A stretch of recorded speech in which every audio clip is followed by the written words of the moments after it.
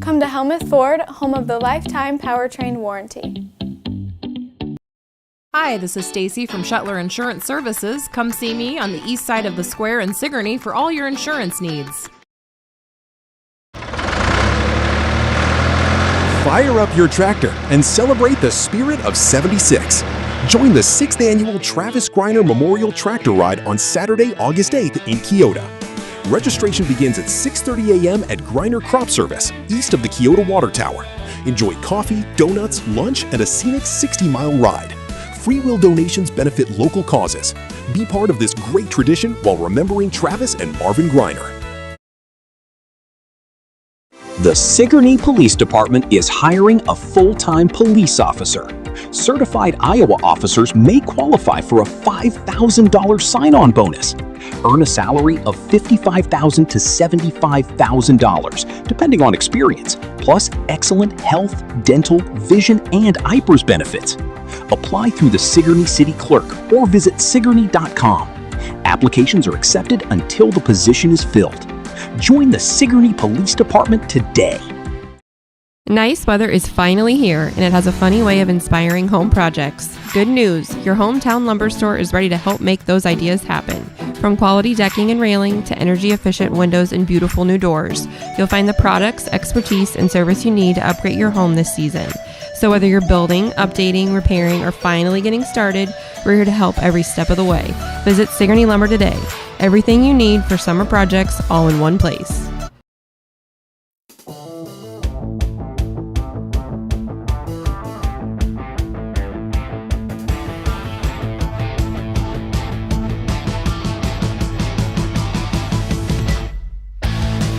Hello, it's time for Real Talk.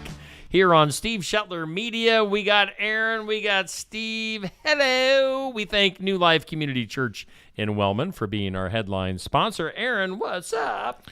Well, Steve, it's been a whirlwind of the last 3 weeks for me. Yeah. 2 weekends of weddings and then 1 weekend of a funeral and just like no downtime in between. And I'm sort of staggering along towards summer vacation is what I'm doing. Isn't that a movie? 2 weddings and a funeral? I think it's 4 weddings and a funeral. And I think Melissa and I tried to watch it like 25 years ago. It's an older, and basically as I remember it, the guy goes to a wedding, meets this stranger, has sex with her, is depressed for a year, goes to another wedding, meets the is that same. Julia Roberts and what's his face? Hugh Grant? I think it's Hugh Grant, and I don't know if it's Julia Roberts, but anyway, so yeah, a year later they meet at another wedding and they have sex, and then. And I think at that point we just bailed on it. I don't bail on a lot of movies, but that was just like, what are we? What does this just happen 4 times and then they die, or? Yeah, that's when the funeral kicks in. Like, yeah, I guess so. Yes, we've discussed that movie several times in the last couple of weeks, but only 2 weddings, All right. and those were both planned. The funeral was not planned. I'm looking it up. It's Hugh Grant and Andy McDowell. See, that's what I was actually thinking. I should have said it so that I could prove that that's what I was thinking. But yeah. So if Hugh and Andy are listening, sorry we didn't like your movie, but you were in other good movies that we did enjoy. So don't sue us, please. Yes. Aaron Fleming's comments are not a part of Steve Shuttler Media. Yes, New Life Community Church is responsible for all of my comments today. Hey, New Life, which meets in downtown Wellman at 257 8th Avenue, so you can join us at 10 o'clock on Sunday morning. It's always a good time, and one of our mottos, we're a church of many mottos. One of our mottos is God, friends, and fun, and we take our fun quite seriously. So come on down. It's just I've been preaching through the book of Genesis, which has a lot to do with a particular family, but it's the family of Abraham, which is supposed to bless all of the other families on earth. And as we'll see, as we have been seeing, they're a pretty messed up family. Dysfunctional, maybe? super dysfunctional. I mean, it kind of makes it's like Maury Povich kind of stuff. Does anybody know who that is anymore? Oh yeah, Probably the people in the demographics of our listening audience. and the father is Hugh Grant. Except that in the story of the family of Jacob, it's more like, and the mother is, because Jacob's got 2 wives and 2 concubines and 12 sons and 1 daughter, and it's wild and crazy stuff. But yeah, just thinking through, I was at my grandma's funeral. She was almost 96. They're ready to go, not unexpected, but and kind of the perfect funeral, right? She died peacefully in bed. She knew Jesus. She was ready to go. But also a little weird, like conflicted feelings. I hadn't seen any of my cousins for almost 11 years, and there's 9 of us, 9 cousins, and hadn't all been together since, like, we kept talking about when was the last time we were all together, and none of us could remember. So 2010 or earlier. So obviously we're not one of those really close extended families where there's a reunion every year, and like, I'm going to this thing thinking, like, I hope I can put names with faces of all of my cousins, because there's only 6 of them, and a couple of them are on Facebook, and I keep up with them, which helps. One of the good things about Facebook. So we had a good time, but it just kind of left me with some of those. Oh, we don't have a picture book family, And I don't know. Do you have a picture book family? Do you have cousins? Do you see your cousins? Oh, man, I've got, all kinds of cousins on both sides of my family, actually. And there's only one, they were your family. I had one family, my uncle, my dad's brother and his wife and 3 kids lived over in Michigan. And they were really the only ones that we didn't see on at least somewhat regular basis. So, but yeah, I have lots of cousins on both sides of the family. Yeah. So I have no cousins on my other side of the family, or one step cousin who we've actually seen way more in the last 15 years than my cousins, blood cousins on the other side. So just kind of a lot of strange feelings, and yeah, my family was the family that moved away. All my cousins are from Ohio, and we're the ones who moved away, and we're always a couple of states away. And so everybody else had stories about grandpa and grandma, just like those every day. Yeah, and I'd ride in the pickup truck with grandpa, and he'd chew tobacco, and he'd let me chew raisins, and like, and I just don't have those kinds of stories. Yeah. Very much at all. So yeah, kind of. I'm just really in touch with this whole family thing and how it's not always a storybook, and doesn't always look like what you think it should be, but at the same time, it's not as bad as Abraham's family. There you go. If you think your family's messed up, you can read the Bible and find some people who are at least as messed up as you, and maybe messed up a little bit more. So, some of what I'm talking about here is from the family of Jacob. And Jacob's an interesting character because he spends a lot of his life doing the wrong thing. And one of the themes that we see in Genesis over and over and over is people hiding behind a false identity when they're afraid, or when they don't trust that God will come through on his promises. So before Jacob's even born, God makes him a promise to elevate him and to make him a leader of his family.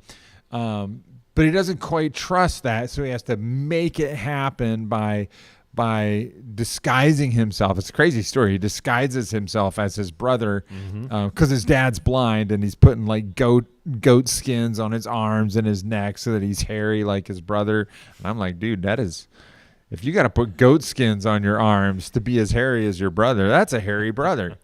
Kind kind of like thick hair. Yeah.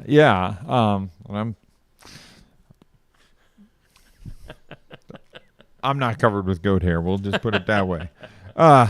So that's Jacob, and he starts to sort through some things, but he really struggles to put together a family that loves each other. When we go to Genesis chapter 37, we read stuff like this. This is the account of Jacob. Jacob, a young man of 17, was tending the flocks with his brothers, the sons of Bilhah, the sons of Zilpah, his father's wives, and he brought his father a bad report about them. Doesn't say if that was deserved or not, but Joseph's like, he's the 11th out of 12 brothers, and he's a tattletale, and Dad, the other guys aren't good shepherds, or, whatever it was. It's this bad report. And then we read, now Israel, which is Jacob's other name, Israel loved Joseph more than any of his other sons because he had been born to him in his old age. Well, how is that fair? Yeah. And also Joseph was the first son of Jacob's favorite wife. So, and that seems to be obvious. Like everybody in the family knows that. Everybody knows that Dad loves one wife more than the other three wives. Jacob made Joseph a richly ornamented robe, or as they used to translate it, a coat of many colors. Mm-hmm. And so Joseph has this fancy robe that obviously you're not going to do manual labor in. So it's kind of like Jacob is saying, telegraphing to everybody else, Joseph is management. Yeah. And you guys are going to do the grunt work. So when his brothers saw that their father loved him more than any of them, they hated him and could not speak a kind word to him. Okay. So that's some rough stuff. And then as the story goes on, Joseph starts having these prophetic dreams in which he's the leader of his family and all of his brothers bow down to him. And so he's like, hey guys, want to hear about my dream? And first of all, no one ever wants to hear about your dream. I learned a long time ago, if you want to tell somebody about your dream, you got to keep it real short. Because dreams are really weird, and they only matter to the person who's having them. So just a little life tip for you all out there. If you want to tell people about your... So he's telling his brothers, I had this dream. You were all bowing down to me. And guess what? Let's see. But that didn't go over well. His brothers were jealous of him. Where's this? Yeah, and they hated him all the more. They already hated him a lot. Like they couldn't even talk to him. Now they hated him all the more because of his dream and what he had said. So that's the situation. And just like it's so messed up. And yet God continues to work in and through this family. And it's just a word of encouragement to every single one of us, because there isn't a single one of us who doesn't have arguments with our spouse, or wonder if our kids are ever going to turn out okay, or wonder why our kids can't get along with each other, or we feel distant and disconnected from our cousins, or like everybody else got more time with grandpa than I did, or like any of that kind of stuff. And it's just life. It's just life.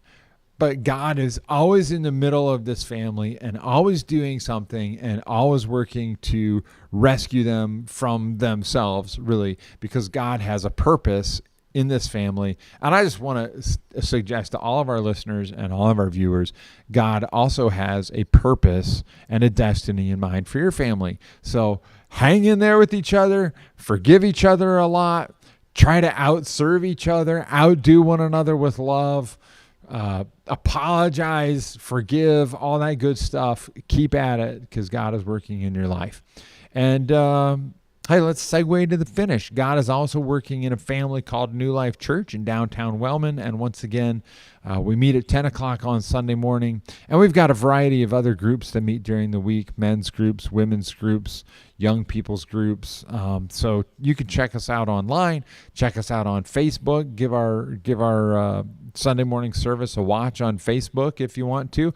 I guarantee you, though, the sound, especially of the music, is way better in person than it is on Facebook. Yeah. We have not invested the however many tens of thousands of dollars it would take for a sound system that would sound good on Facebook. But check us out there and come visit us. If you need a church and you live anywhere near Wellman, come on down and hang out with us, and we'd love to be your host on a Sunday morning. So I hope we get to see you around soon. All right. Thanks to New Life for sponsoring Real Talk with Aaron and Steve, and we'll do it again next week.